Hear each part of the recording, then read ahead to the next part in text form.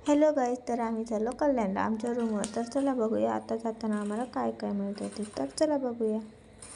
चालू होतं रस्त्याने, तर पाऊस भरपूरच चालू होता.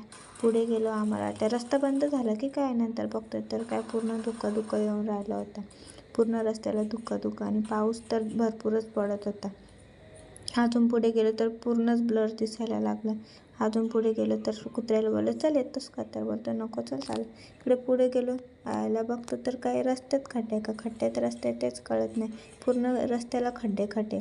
कोणीतरी कॉन्ट्रॅक्ट घ्या ना, रस्ता करून टाका. आता मलाच काहीतरी करायला गेला रस्ता बनवून. पुढे गेलो, मस्त पाऊसच नव्हता, नारळाची झाडं वगैरे. अजून पुढे गेलो, अजून खड्डे लागले. पुढे गेलो, पूर्ण जंगल हिरवं. असं हिरव्यागार जंगलामधून जायला खूपच भारी वाटत होतं.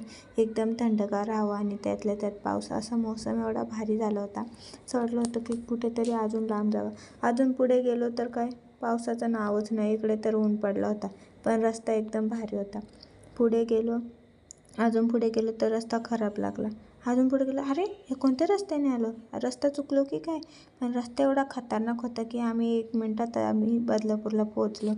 हसत होते. 1 मिनटात तर नाही पोहोचलो, पण लवकर पोहोचलो, म्हणजे आरामात गेलो. रस्ता पण एकदम भारी मिळाला आम्हाला. हा कोणता रस्ता आहे कमेंट करून नक्की सांगा.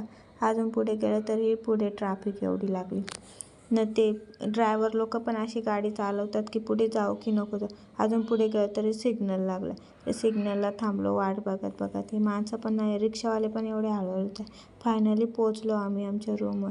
तर चला काही आता बाकीचं ब्लॉग उद्या. चलो.